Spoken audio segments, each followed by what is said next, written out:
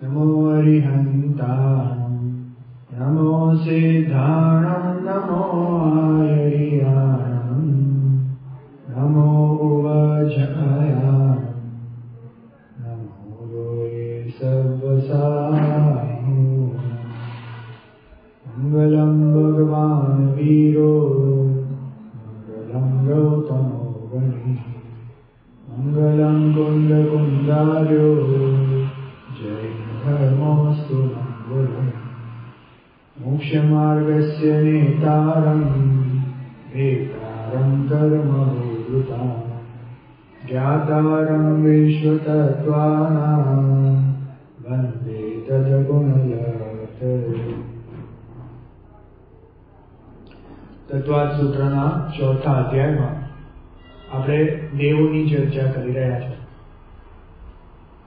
આપણું મૂળ પ્રયોજન શું છે કે જો જીવે ક્યાં ક્યાં કેવા કેવા ભવો કરીને કેવા કેવા આયુષ્ય પણ ભોગવ્યા છે. હમણાં આપણી આયુષ્યની વાત ચાલુ છે, તો આજે આપણે દેવોના કેવા આયુષ્ય હોય છે એની ચર્ચા કરવાની છે. આપણે છેલ્લા 2 ક્લાસમાં એ દેવોને ઇન જનરલ જે આયુષ્યમાં કયા પ્રકારના ફેરફાર થઈ શકે છે એની વાત આપણે કરી. થોડુંક સૂક્ષ્મતામાં પણ વધારે કોમ્પ્લેક્સ જઈને પણ આપણે થોડી ડિટેલમાં ચર્ચા કરી. જો લાસ્ટ ક્લાસમાં આપણે 4 પ્રકારના ભેદ જોયા હતા. 2 છે કે વર્તમાન ભવમાં જે આયુષ્યમાં કયા પ્રકારના ફેરફાર થઈ શકે છે કે વર્તમાન ભવમાં આયુ વધી શકે કે નહીં અને ઘટી શકે કે નહીં, અને નેક્સ્ટ ભવમાં એટલે હમણાં આ ભવ ચાલુ છે અને નેક્સ્ટ ભવની જે આયુ બંધાય તો એ વધી શકે કે નહીં કે ઘટી શકે. બરાબર, આ 4 ભેદ આપણે લાસ્ટ ટાઈમ જોયા હતા. આપણે શું જોયું હતું કે જે ભવ ચાલુ છે એ ભવની આયુ કોઈ પણ ચારે ગતિના કોઈ પણ જીવની હવે વધી શકતી નથી. જેટલી બાંધીને આવ્યા છે એટલી જ આપણે ભોગવવાની છે. બીજું આપણે શું જોયું હતું કે વર્તમાન ભવની જે આયુ જે આપણી ચાલી રહી છે તો એ દેવો અને નારકીઓમાં ઘટતી પણ નથી. જેટલી બાંધીને આવ્યા છે એટલી ભોગવવાની છે. મનુષ્યમાં બસ એક એક્સેપ્શન છે કે કોઈકને આવી રીતના ક્યારેક સડનલી કદલી ઘાત જેવું થઈ જાય તો જે લાંબી આયુ બાંધીને આવ્યા છે તો એ કદાચ ઘટીને ઓછી આયુમાં એનું મૃત્યુ થઈ શકે છે. પણ ફરીથી જો આ કદલી ઘાતનું જે વાત આપણે કરી છે એ એક્સેપ્શન બેઝિસ પર છે, ફ્રીક્વન્ટલી થતું નથી. અમુક જ લોકોને ક્યારેક આવું થઈ શકે છે. મનુષ્ય અને તીરેંજ બેવમાં એનો મતલબ કે મનુષ્ય અને તીરેંજમાં પણ મેજોરિટી જીવ જેટલી આયુ બાંધીને આવ્યા છે તો એટલી તો એમણે ભોગવવાની છે. ખ્યાલ આવ્યો?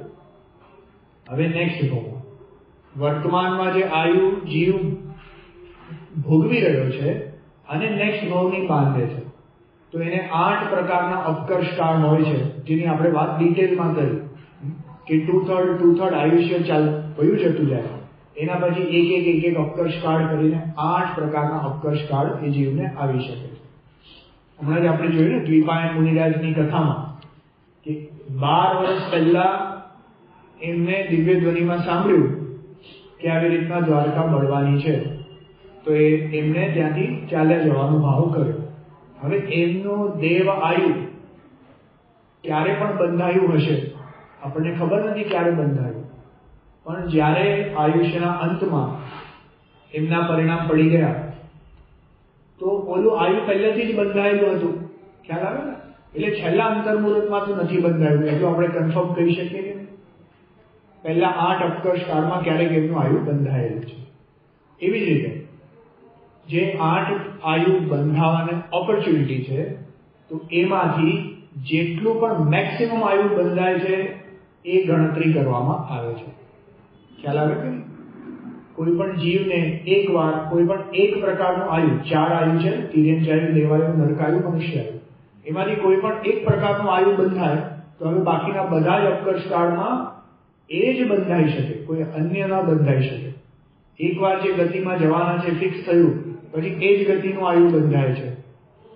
8 અપકર્ષ કાળમાં બંધાય જ એવું બી પાછું કમ્પલસરી નથી. ક્યારેક બંધાય ક્યારેક નો બી બંધાય, પણ જ્યારે બી બંધાય તેમાં જે મેક્સિમમ છે એ ગણતરીમાં લેવામાં આવે છે.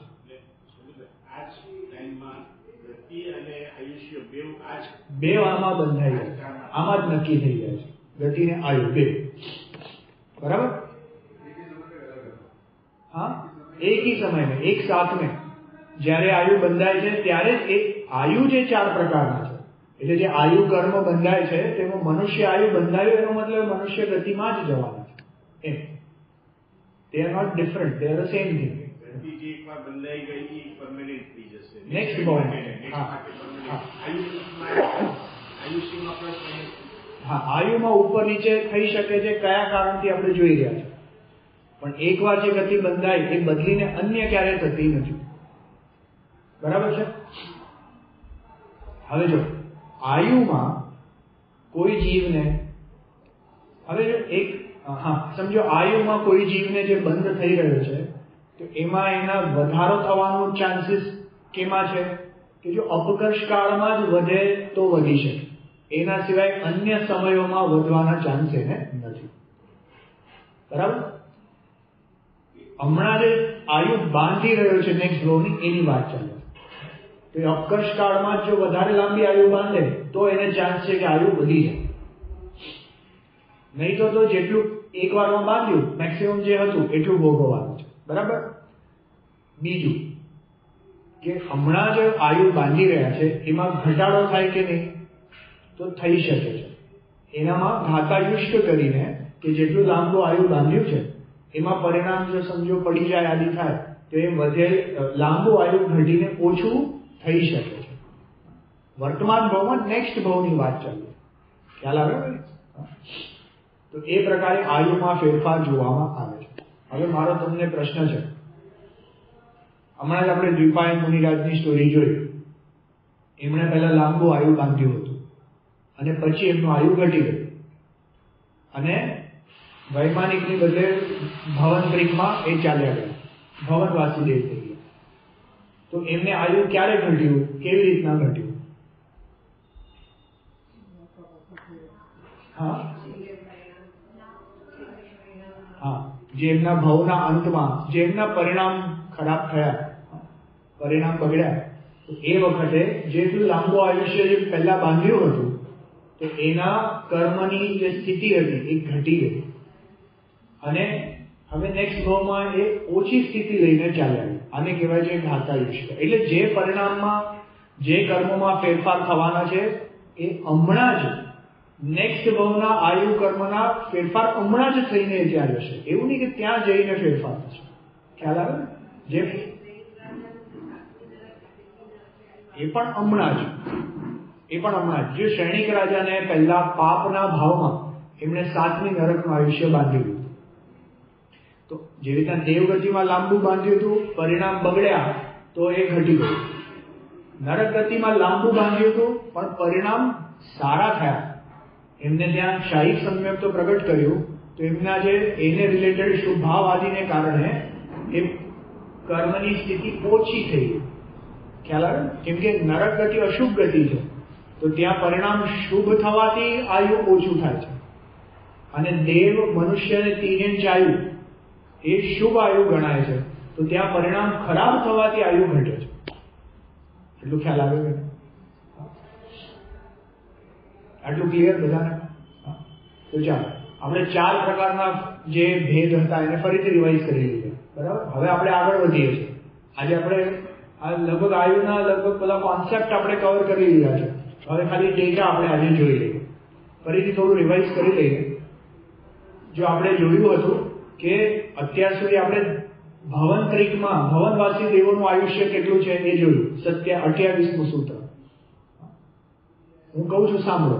ભવનવાસી દેવમાં આપણે જોયું હતું કે જે દેવોમાં અસુરકુમાર દેવ છે, અસુરકુમાર દેવનું આયુષ્ય સૌથી લાંબુ હોય છે 1 સાગરોપમ સુધી, ઉત્કૃષ્ટ આયુ.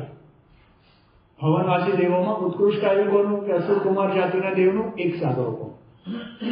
એના સિવાય નાગકુમાર, સુપર્ણકુમાર, દ્વીપકુમાર એ 3 દેવોનું આયુ 3 પલ્ય, 2.5 પલ્ય અને 2 પલ્ય. દોડ આપણ નથી, પ્રિન્ટિંગ મિસ્ટેક છે. 2 પલ્ય, 3, 2.5 અને 2 એમ કરીને એમનું ઉત્કૃષ્ટ આયુ કેટલું છે કે નાગકુમારનું 3 પલ્ય, સુપર્ણકુમારનું 2.5 પલ્ય, સોરી નાગકુમારનું 3 પલ્ય, સુપર્ણકુમારનું 2.5 પલ્ય, જીતકુમારનું 2 પલ્ય, અને બાકીના બધા અસુર જે ભવનવાસી દેવો છે એનું 1.5 પલ્ય. બરાબર. ઇન જનરલ જો યાદ ન રહે તો સિમ્પલ, બધાનું આયુષ્ય પલ્યોપમમાં છે. અસુર કુમારનું 1 સાગરોપમ છે. આટલું બધાને ક્લિયર? ઓકે. હવે જો વૈમાનિક દેવોની આપણે ચર્ચા કરીએ. વૈમાનિક દેવોમાં આપણે જ્યોતિષી અને વ્યંતરની ચર્ચા આવશે પાછળથી. ઇન શોર્ટ, એમનું આયુષ્ય 1 પલ્યથી બી જરાક અધિક છે, એટલે એમનું 1 જ પલ્ય છે. જો વ્યંતર ને જ્યોતિષીના આયુષ્ય ઓછા છે, ભવનવાસીનું એનાથી વધારે, એમાં પણ અસુર કુમારનું 1 સાગર, એનાથી પણ વધારે વૈમાનિક દેવોનું આયુષ્ય છે. વૈમાનિકનું કેટલું છે? તો જો એમાં સૌથી પહેલા આપણે જોયું સૌધર્મ અને ઈશાન સ્વર્ગના. તો સૌધર્મ અને ઈશાન સ્વર્ગમાં મેક્સિમમ આયુષ્ય 2 સાગરોપમનું છે. એમાં પણ ઓલું આપણે આ જે ઘાતાયુષ્ક વાળો કોઈ જીવ હોય, જે પહેલા લાંબુ આયુષ્ય લઈને પછી ઓછું કરીને આવે, તો એમને 2 સાગરથી થોડુંક અધિક એમ પણ એમનું આયુષ્ય હોઈ શકે છે. બરાબર, આટલું ક્લિયર? હવે આગળ વધીએ છીએ. જો હવે આપણે 30th સૂત્ર જોઈએ. પહેલા 2 સ્વર્ગમાં જોયું કે મેક્સિમમ 2 સાગરનું આયુષ્ય છે. હવે જો 30મું સૂત્ર, સનત કુમાર માહેન્દ્રયો સપ્ત. સનત કુમાર અને માહેન્દ્ર સ્વર્ગના દેવોનું આયુષ્ય 7 સાગરથી કંઈક અધિક છે. આ કંઈક અધિક આમાં પણ લગાવવાનું. 12th સ્વર્ગ સુધી આપણે કંઈક અધિક લગાવશું. એટલે જે ઉપરના સ્વર્ગથી ઘટાડીને આવે તો એનું આના મેક્સિમમથી થોડું વધારે, ઓલું અડધો સાગરથી થોડું ઓછું, 1 અંતર્મુહૂર્ત ઓછું, એ જાતનું કંઈક અધિક હોય છે. તો ઇન જનરલ પહેલા 2 સ્વર્ગનું કેટલું કે મેક્સિમમ 2 સાગર, ત્રીજા અને ચોથા સ્વર્ગનું 7 સાગર. હવે આગળ જો નોંધ, આ સૂત્રમાં અધિક શબ્દનું અવતરણ પૂર્વ સૂત્રથી થાય છે. ચલો 31મું સૂત્ર. હવે જો 31મું સૂત્ર વાંચીએ છીએ. 3 સપ્ત 9 11 13 પંચદશ અધિકાની તુ. શું કહે છે? પૂર્વ સૂત્રમાં કહેલ, એટલે કે 7 સાગરમાં કહેલ યુગલોના આયુષ્ય 7 સાગરથી ક્રમપૂર્વક 3, 7, 9, 11, 13 અને 15 સાગર અધિક છે. અધિક આયુષ્ય ત્યાર પછીના સ્વર્ગોમાં છે. ફરીથી જો આપણે સમજીએ સ્વર્ગનું ઓર્ગેનાઇઝેશન કેવી રીતના છે કે પહેલું બીજું સ્વર્ગ, પછી ત્રીજું ચોથું, 5મું 6મું 7મું 8મું 9મું 10મું એમ 16 સ્વર્ગ સુધી છે. પહેલા 2 સ્વર્ગનું આયુષ્ય આપણે જોયું મેક્સિમમ 2 સાગર, પછી ત્રીજા ચોથાનું 7 સાગર, હવે 5મા 6ઠાનું 7 થી 3 અધિક એટલે 10 સાગર, પછી 7મા 8માનું 7માંથી 7 સાગર અધિક, 3, 7, 9, 11 કીધું ને, તો પહેલાનું 7 હતું અને એમાં હવે 7 ઉમેરવાનું એટલે 14 સાગર. ખ્યાલ આવ્યો? 8મા સુધી થયું, પછી 9મા 10માનું 7 + 9 એટલે 16 સાગર, પછી 11, 12નું 7 + 11 એટલે 18 સાગર, 13મા 14માનું 7 + 13 એટલે 20 સાગર, અને 15, 16નું 7 + 15 એટલે 22 સાગર. એટલે કેટલું આયુષ્ય થયું? 2, 7, 10, 14, 16, 18 અને 22. બરાબર? ના કંઈક ગડબડ થઈ ને? 20 કીધું ને? 22 તો થયું. 1 મિનિટ ફરીથી જો. પહેલા 2 નું 2, પછી 7, 7 પછી 10, 14, એના પછી 16, 18, 20 અને 22. આપણે 2 મિસ થઈ ગઈ. એટલે પાછળથી 2 સાગર અધિક છે. ખાલી 2 સાગર પછી સીધું જમ્પ 7 સાગર, પછી 10, 10 પછી 14, પછી 2, 16, 18, 20, 22. આટલું થયું. 16મા સ્વર્ગ સુધી 22 સાગર સુધી આયુષ્ય થયું. હવે એમાં 1 થી 12માં ઓલું કુછ અધિક લગાવી દેજો. 12માં પછી કુછ અધિક નથી. એટલે કોઈ પણ જીવ ઘાતાયુષ્ય કરીને 12મા સ્વર્ગથી ઉપર જન્મ લેતા નથી. આટલું ક્લિયર થયું? હવે જો આગળ વધે. ટીકા 31મા સૂત્ર. બ્રહ્મોત્તર સ્વર્ગના એટલે 5મા છઠ્ઠામાં 10 સાગરથી કંઈક અધિક, લાંતવ કાપિષ્ટ એટલે 7મા 8મામાં 14 સાગરથી કંઈક અધિક, શુક્ર મહાશુક્ર 16 સાગરથી કંઈક અધિક, 17 સહસ્ત્રાર 18 સાગરથી કંઈક અધિક. બરાબર, 12 સુધી થયું. આનંદ પ્રાણક સ્વર્ગમાં 20 સાગર, આરણ અચ્યુત સાગરમાં 22 સાગરનું આયુષ્ય છે. તું શબ્દ હોવાને કારણે અધિક શબ્દનો સંબંધ 12મા સ્વર્ગ સુધી જ થાય છે, કેમ કે ઘાતાયુષ્ય જીવોની ઉત્પત્તિ ત્યાં સુધી જ હોય છે. બરાબર, ઘાતાયુષ્ય વાળા જીવો 12 સ્વર્ગ સુધી જ આવે છે, એનાથી ઉપર નથી. આટલું બધાને ક્લિયર છે? તો જો આપણે ભવનવાસી દેવોના ઉત્કૃષ્ટ જોયા આયુષ્ય, વૈમાનિકમાં જે કલ્પવાસી દેવો છે એના જોયા. હવે એની ઉપર કલ્પોત્પન્ન દેવોનું આયુષ્ય કહેવાય. જે કલ્પવાસી એટલે કલ્પોત્પન્ન. હવે કલ્પાતીત દેવોનું આયુષ્ય કહે છે. એટલે 16 સ્વર્ગની ઉપરનાનું હવે કેવું આયુષ્ય છે તો એ કહે છે. જો કલ્પાતીત દેવોનું આયુષ્ય આરણ અચ્યુતાદુ અર્ધમ એવ એકેન નવસુ ગ્રેવેકેશુ વિજયાદિશુ સર્વાર્થ સિદ્ધો ચ. શું કે છે?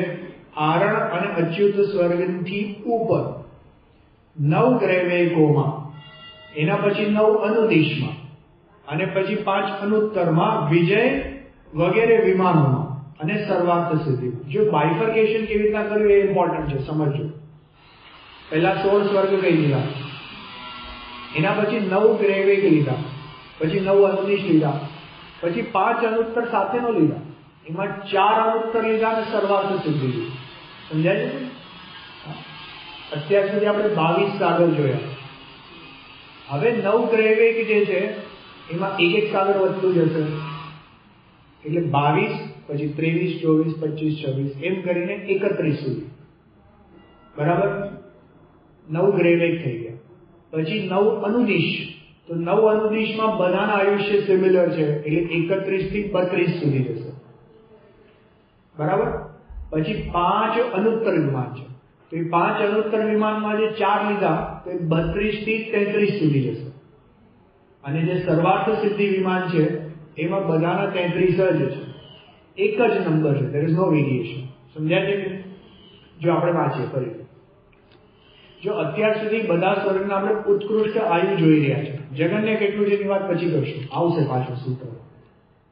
ઉત્કૃષ્ટમાં આપણે 16 સ્વર્ગ સુધી જોયું, 22 સાગર. બરાબર, હવે 9 ગ્રેવેક છે. 9 ગ્રેવેકમાં પહેલી ગ્રેવેક સુધીનું ઉત્કૃષ્ટ આયુષ્ય 23 સાગર, બીજી ગ્રેવેક સુધીનું 24, ત્રીજી ગ્રેવેકનું 25, એમ કરતા કરતા એક સાગર એડ કરતા જાઓ. જો વાંચીએ ટીકા.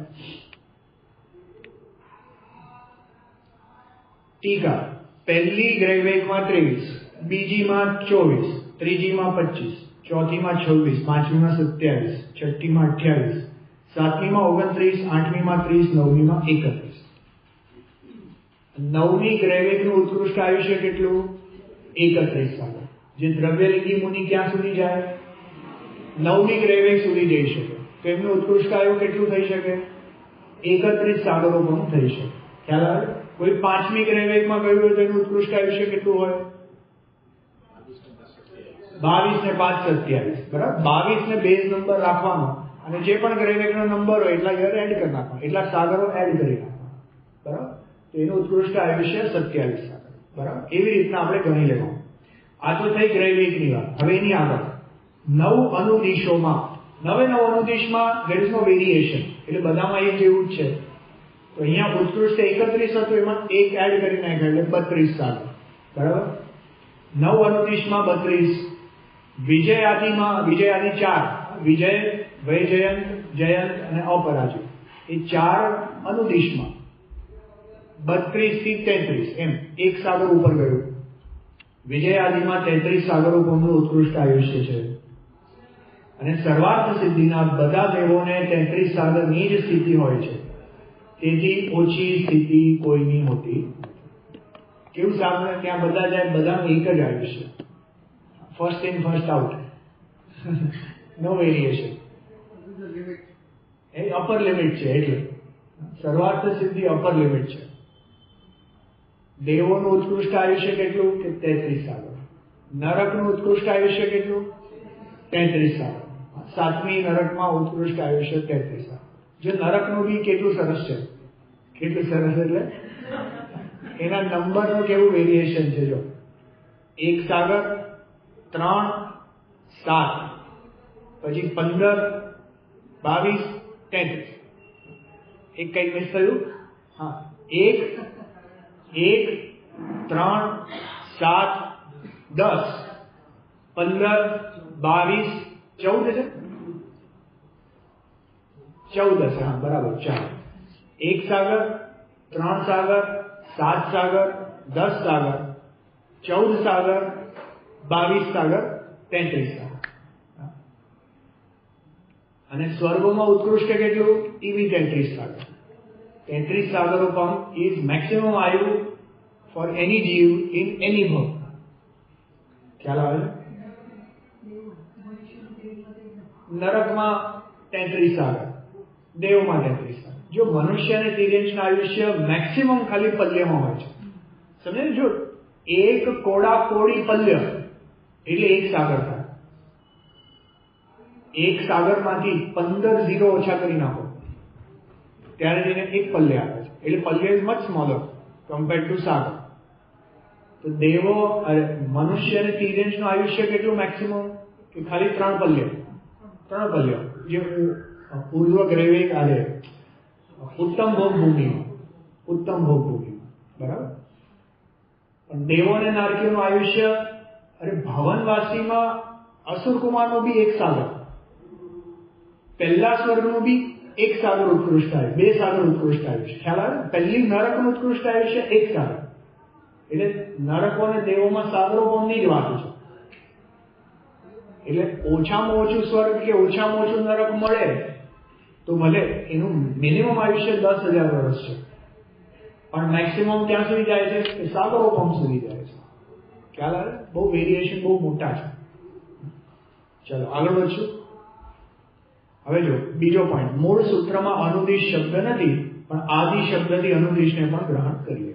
એમાં બધું વર્ણન આવી ગયું. તો આ તો જોયું આપણે સ્વર્ગોનું ઉત્કૃષ્ટ આયુષ્ય. હવે જગન્ય આયુષ્ય કેટલું છે? તો જો સ્વર્ગોનું જગન્ય આયુષ્ય અપરા પલ્યોપમ અધિકમ. શું કે છે? સૌધર્મ અને ઈશાન સ્વર્ગમાં જગન્ય આયુષ્ય 1 પલ્યથી કંઈક અધિક છે. જે સૌથી પહેલા સધર્મ અને ઈશાનનું ઉત્કૃષ્ટ કીધું હતું. ઉત્કૃષ્ટ કેટલું હતું? કે 2 સાગરથી કંઈક અધિક. તો એનું જગન્ય કેટલું? 1 પલ્યથી કંઈક અધિક. ખ્યાલ? એટલે એની રેન્જ કેટલી છે? 1 પલ્યથી લઈને 2 સાગર સુધી. સમજાય ને? ટીકા સાગર અને પલ્યનું માપ 3જા અધ્યાયના 6ઠા સૂત્રની ટીકામાં આવી ગયું છે. ત્યાં અડધા પલ્યનું લખ્યું છે, તે જ પલ્યનું સમજવું.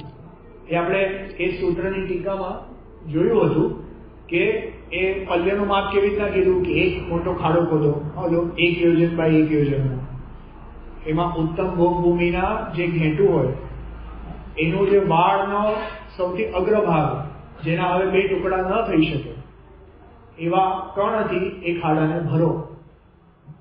એને એટલું ભરો કે એના ઉપર ચક્રવર્તીની સેના આખી ફરી જાય, તો હવે એમાંથી એક કણ વધારે નીકળી ન શકે અને વધારે અંદર જઈ ન શકે. એટલું ખસોખસ એને ઠસોઠસ ભરો. હવે દર 100 વર્ષમાં 1 કણ કાઢો. એમ કરીને કાઢતા કાઢતા બધા કણ જ્યારે ખતમ થઈ જાય ત્યારે એક વ્યવહાર પલ્ય થાય છે. હવે અસંખ્યાત વર્ષોના સમયોને એ વ્યવહાર પલ્યથી મલ્ટીપ્લાય કરો તો જેટલો નંબર આવે એને એક ઉદ્ધાર પલ્ય કહેવાય છે. એ એક ઉદ્ધાર પલ્યને ફરીથી અસંખ્યાત વર્ષોના સમયોથી મલ્ટીપ્લાય કરો તો જે નંબર આવે એને અડધા પલ્ય કહેવાય છે. એ અડધા પલ્ય આ પલ્ય છે. સમજાય છે? હવે અસંખ્યાત વર્ષોના સમયોથી તો આપણે મલ્ટીપ્લાય કર્યું એટલે પલ્ય કેટલું મોટું હશે એનું અનુમાન આવે છે. જેનું મલ્ટીપ્લાયર આપણે એમ કહીએ ને કે ભાઈ મારી પાસે 100 રૂપિયા છે, હવે એને 5 થી મલ્ટીપ્લાય કરો તો 500 થાય. તો 500 ની સામે 5 ની શું કિંમત? ખ્યાલ આવે ને? હવે જેનું મલ્ટીપ્લાયર જ અસંખ્યાત વર્ષોનો સમય છે તો બધો નંબર કેટલો મોટો હશે, એટલે પલ્ય કેટલું મોટું છે. અને એવા એક કોડાકોડી પલ્ય એટલે સાગર થાય છે, તો સાગર કેટલું મોટું હશે? વિચાર આવે છે? મેં બીજી રીતે પણ એક મેથડ કીધી હતી પહેલાના ક્લાસમાં, તમને યાદ હોય તો આપણે 2 નો સ્ક્વેર કરીને જોયું હતું, યાદ છે? સ્ક્વેર કરતા જઈએ તો 5મા 6ઠ્ઠા નંબરમાં જ એટલો મોટો આંકડો આવી જાય છે કે આપણું મગજ કામ કરતું નથી. અને એવા અસંખ્યાત વાર સ્ક્વેર કરો પછી જે નંબર આવે એને એક પલ્ય કહેવાય છે. તો પલ્ય કેટલું મોટું હશે એનો અંદાજ તો લગાવો. આટલા લાંબા આયુષ્ય આપણે અન્ય ગતિઓમાં ભોગવ્યા છે. સમજાય છે? આપણે સમજો મનુષ્ય છે, હમણાં આપણું આયુષ્ય 100 વર્ષનું, સમજો 100 વર્ષ. આપણી સામે કોઈ બેક્ટેરિયા આદિ હોય એનું આયુષ્ય કેટલું છે? સાવ નાનું છે. સાયન્સમાં એવું કહેવાય ઈ કોલાઈ જે બેક્ટેરિયા હોય જેને આપણે દહીંમાં ઓલું મેરવણ નાખીએ તો એ દર ક્યાંથી કીધું 40 મિનિટમાં એ ડબલ થઈ જાય, અથવા 4 મિનિટમાં, એવું કંઈક છે, મને નંબર હું ભૂલી ગયો. એટલે એટલા સેલ મલ્ટીપ્લાય થાય છે ત્યાં. સમજાય? આપણે નિગોજનું આયુષ્ય કહીએ કેટલું છે કે શ્વાસના 18મા ભાગ, એટલે ફ્રેક્શન ઓફ અ સેકન્ડનું આયુષ્ય છે. તો એ ફ્રેક્શન ઓફ અ સેકન્ડ આપણને કેટલું નાનું લાગે 100 વર્ષની સામે, સાવ કેટલું આયુષ્ય છે. આજે મચ્છરો આદિ જે હોય, અમુક જીવાત જે સાંજના ઉત્પન્ન થાય, સાંજના ટ્વાઇલાઇટમાં ઉત્પન્ન થાય, જે સંધ્યાકાળ હોય ને એમાં ઉત્પન્ન થાય, અને જરાક રાત થાય તો મરી જાય બધા. તમે જ નોટિસ કરજો, આપણા ઘરે હમણાં શિયાળો છે તો શિયાળામાં મચ્છરો હોય. હવે અમુક મચ્છર તો દિવસ હોય છે, એ વસ્તુ જુદી, પણ અમુક એવા હોય કે દિવસના અમુક ટાઈમમાં, એટલે રાતના અમુક ટાઈમમાં જ તમને એ જોવા મળે. આપણે સુવા જઈએ ત્યારે ન હોય, પછી રાતના 1-2 વાગે ઉત્પન્ન થાય, અને પાછો પરોઢિયાના ટાઈમે ન જોવા મળે, પાછા ન હોય. એટલે એનું આયુષ્ય કેટલું છે? પછી 1-2 કલાક જેટલું એનું આયુષ્ય છે. સમજાય છે કે? તો આપણા 100 વર્ષની સામે એનું આયુષ્ય કેટલું છે કે કાંઈ જ નથી. એવી જ રીતે ઓલા સાગરોપમની સામે આપણું આયુષ્ય કેટલું છે? કાંઈ નથી. જેવી રીતના ઓલો ફ્રેક્શન ઓફ અ સેકન્ડ આમ ચાલ્યું જાય છે, એવી રીતના 100 વર્ષ આમ ચાલ્યા જાય છે. સમજાય છે કે?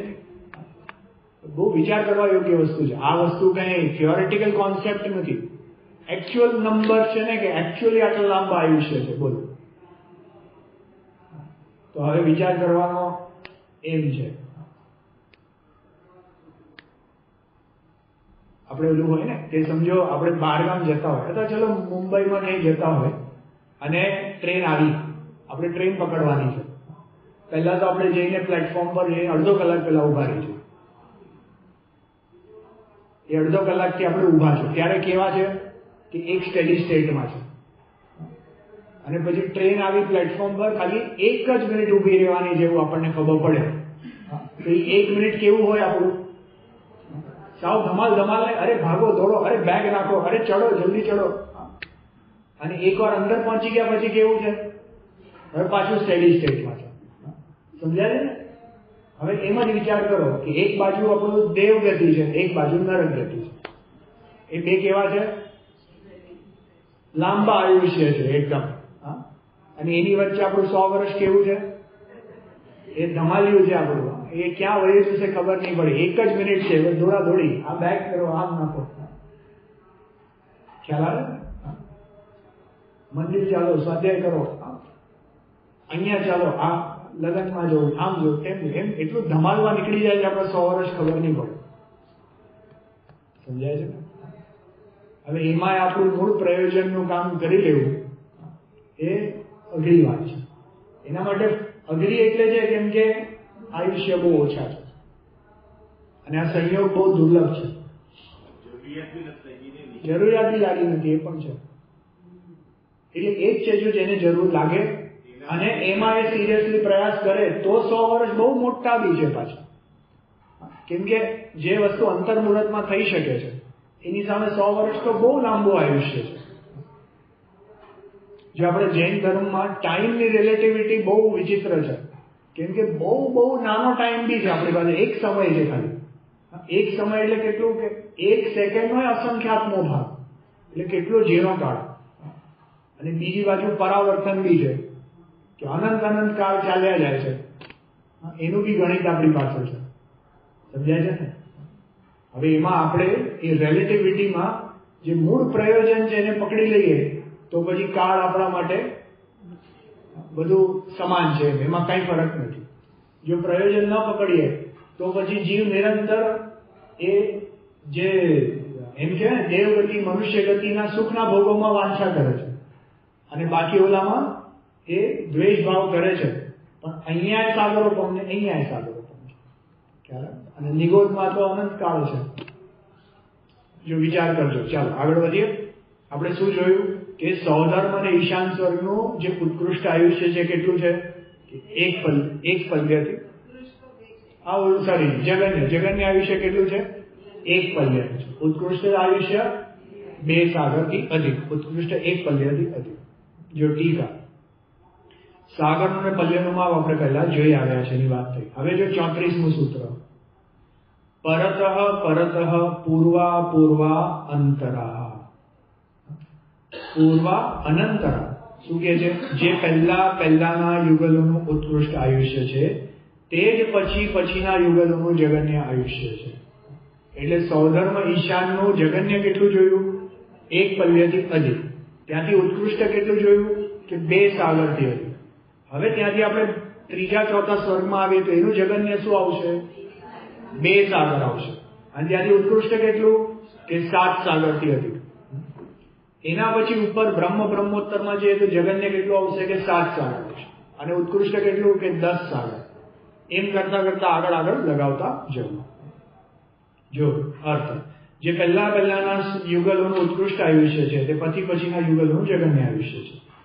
ટીકા સૌધર્મ ઈશાનનું સ્વર્ગનું ઉત્કૃષ્ટ આયુષ્ય 2 સાગરથી કંઈક અધિક છે, તેટલું જ સનત કુમાર અને મહેન્દ્રનું જગન્ય આયુષ્ય છે. આ કંઈક અધિક બધામાં લગાવી લેજો. એ પછી ઘણી વાર બોલાય નહીં, મિસ થઈ જાય તો એ સમજી લો. આ ક્રમ મુજબ આગળના દેવોનું આયુષ્ય, આ દેવોનું જગન્ય આયુષ્ય જાણી લેવું. સર્વાર્થ સિદ્ધિમાં જગન્ય આયુષ્ય હોતું નથી. આ સર્વાર્થ સિદ્ધિ સુધી લગાવી લેવું.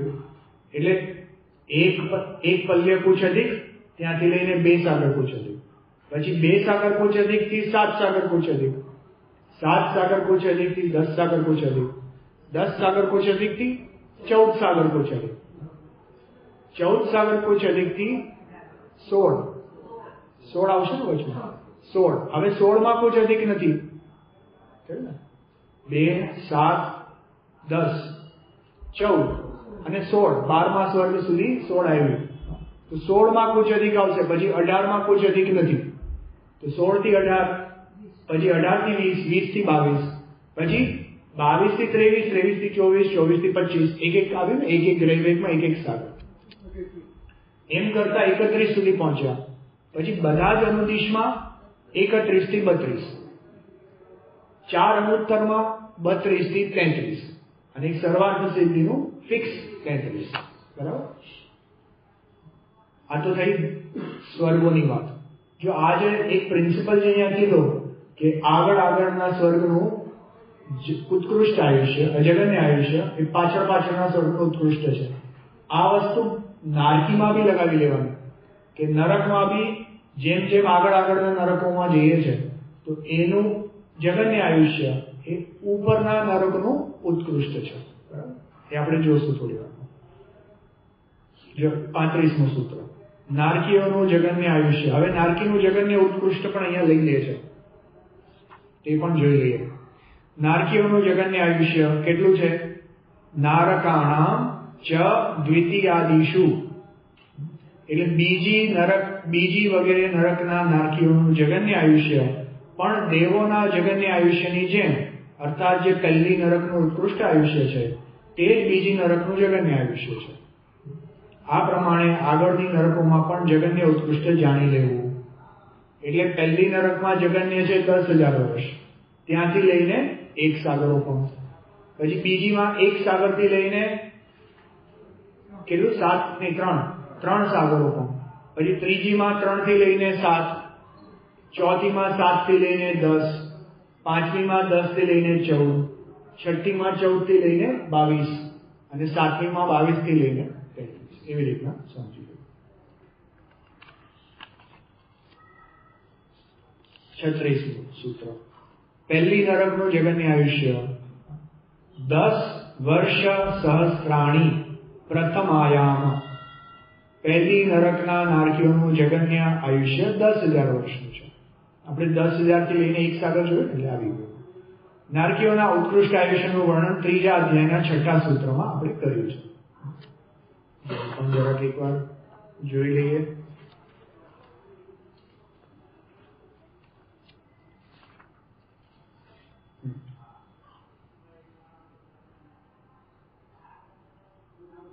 આમાં આપણી ભૂલ છે. જો પહેલીમાં 1 સાગર, બીજીમાં 3, ત્રીજીમાં 7, ચોથીમાં 10, પાંચમીમાં 17 સાગર છે. આપણે 14 કીધું, 17 છે. 17 પછી 22 અને પછી 33. એ સમજો. આ ઉત્કૃષ્ટ કીધા. જગન્ય પણ 10,000 થી લઈને 1 સાગર, 1 સાગરથી 3 સાગર, 3 થી 7 એમ આપણે લગાવીએ. એટલે નારકીઓનું ક્લિયર થઈ ગયું. દેવોમાં ભવનવાસીનું અને વ્યંતરનું આપણે ભવનવાસી ને વૈમાનિકનું ઉત્કૃષ્ટ જોયું. હવે જો એમાં પાછું ભવનવાસીનું જગન્ય લઈ લઈએ. ભવનવાસી દેવોનું જગન્ય આયુષ્ય કેટલું છે? તો ભવનેશુ ચ એટલે કે ઉપર જે કીધું એ પ્રમાણે સમજી લેવું. અર્થાત ભવનવાસી દેવોનું જગન્ય આયુષ્ય 10,000 વર્ષનું છે. જેમ નારકીમાં 10,000 છે તો અહીંયા બી 10,000 છે. એટલે ભવનવાસીની રેન્જ કેટલી? કે જો ભવનવાસીમાં અસુરકુમાર જાતિમાં 10,000 થી લઈને 1 સાગર સુધી. પછી આપણે 3 જોયા, અસુરકુમાર, પછી દીપકુમાર, નાગકુમાર, સુપર્ણકુમાર, દ્વીપકુમાર. તો એમાં 10,000 થી લઈને 3 પલ્ય, 10,000 થી લઈને 2.5 પલ્ય, 10,000 થી લઈને 2 પલ્ય. અને બાકીના બધા ભવનવાસીમાં 10,000 થી લઈને 1.5 પલ્ય. બરાબર? એટલે ભવનવાસીનું જગન્ય ઉત્કૃષ્ટ થઈ ગયું. વૈમાનિકનું જગન્ય ઉત્કૃષ્ટ થઈ ગયું. હવે વ્યંતરોની વાત કરીએ. વ્યંતર દેવોનું જગન્ય આયુષ્ય કેટલું છે? કે વ્યંતરાણામ ચ, વ્યંતરમાં પણ એટલું જ છે. વ્યંતર દેવોનું પણ જગન્ય આયુષ્ય 10,000 વર્ષનું છે. વ્યંતરનું ઉત્કૃષ્ટ કેટલું છે? વ્યંતર દેવોનું ઉત્કૃષ્ટ આયુષ્ય પરા પલ્યોપમ અધિકમ, પલ્યોપમમ અધિકમ. વ્યંતર દેવોનું ઉત્કૃષ્ટ આયુષ્ય 1 પલ્યોપમથી કંઈક અધિક છે. વ્યંતરમાં પણ જો 8 પ્રકાર છે, તો એ 8 પ્રકારમાં અહીંયા કોઈ વેરિએશન નથી. એટલે બધાનું જ આયુષ્ય કેટલું છે? 10,000 થી લઈને 1 પલ્યોપમ સુધી. ભવનવાસીમાં જનરલી આપણે શું જોયું? જનરલી બધાનું 10,000 થી લઈને 1.5 પલ્ય છે. પણ એમાં નાગકુમાર, સુપર્ણકુમાર, દ્વીપકુમાર એમાં 1.5 ની બદલે 3, 2.5 અને 2 એવી રીતના છે. અને અસુરકુમારમાં 10,000 થી લઈને 1 સાગર છે. એટલે ભવનવાસી, વ્યંતર અને વૈમાનિક એ 3 થઈ ગયા. હવે જ્યોતિષી. જ્યોતિષી દેવોનું ઉત્કૃષ્ટ આયુષ્ય જ્યોતિષકાણામ ચ, એટલે કે જ્યોતિષી દેવોનું ઉત્કૃષ્ટ આયુષ્ય પણ 1 પલ્યોપમથી કંઈક અધિક છે. ચ લગાવે એટલે ઉપરથી લઈ લેવું. તો ઉપર કેટલું કીધું? કે 1 પલ્ય. એટલે અહીંયા પણ કેટલું? 1 પલ્ય. એટલે જો જ્યોતિષીમાં પણ ઉત્કૃષ્ટ 1 પલ્ય, પણ જ્યોતિષીમાં જગન્યમાં ફેરફાર છે. હવે એ જોઈએ. જ્યોતિષી દેવોનું જગન્ય આયુષ્ય કેટલું છે? તો તદ અષ્ટભાગો અપરા. એટલે શું કહે છે? અપરા, પરા ઉપર જે કીધું તે, એનો અષ્ટભાગ. એટલે જ્યોતિષી દેવોનું જગન્ય આયુષ્ય 1 પલ્યોપમના 8મા ભાગનું છે. સમજ્યા છે? 10,000 વર્ષનું નથી. એની રેન્જ નાની છે. કે પલ્ય ડિવાઇડ બાય 8, ત્યાંથી લઈને પલ્યથી કંઈક અધિક, બસ એટલું જ એનું રેન્જ છે જ્યોતિષી. વ્યંતરનું કેટલું હતું? કે 10,000 વર્ષથી લઈને 1 પલ્યોપમ સુધી. ભવનવાસીમાં 10,000 વર્ષથી લઈને 1.5 પલ્ય, એમાં પછી 2, 2.5 ને 3 અને 1 સાગર. અને વૈમાનિકનું શરૂ જ 1 પલ્યથી થશે. એક પલ્લેથી એક સાગર, એક પલ્લેથી બે સાગર, બે સાગરથી પછી 7 સાગર, એમ કરતા કરતા ઉપર. આટલું સમજાય છે બધાને? જો નંબર કદાચ યાદ ન બી રહે તો કઈ ચિંતા ના કરવી. આ તો શું છે, આટલું આપણે ભોગવીને આવ્યા છે, પણ નંબરો યાદ રહેતા નથી. બોલો, એવું છે.